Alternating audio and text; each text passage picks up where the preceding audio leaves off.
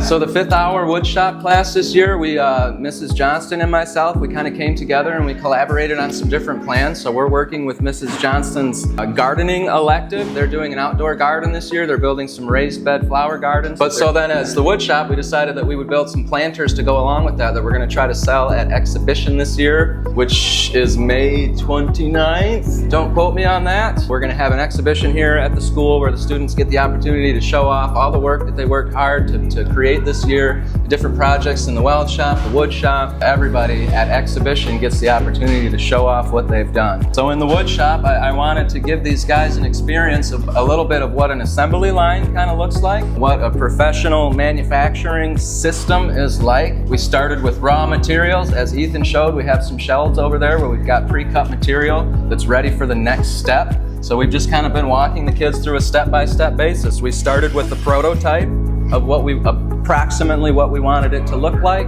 We came up with a bill of materials and we decided what type of wood we were going to use. We went with some nice cedar wood because it's mold resistant, it's insect resistant. These are going to be outside.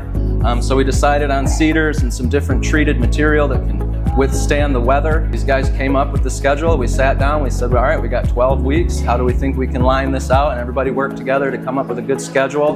And they've been working really hard to process the material and get things ready to go. We've introduced some different jigs for putting this stuff together. So the students will cut all the material, they'll pre-cut it, they'll do their sanding, and then we'll use these jigs to assemble everything. That's going to be a great experience for you guys to see how quickly we can get a big job like this done, because it does seem like a tall order. We're going to build 12 of these things. We've got, about 8 weeks left of school, and we don't have one done yet. But you guys are going to see how this all comes together in the final few steps. It's going to be really awesome.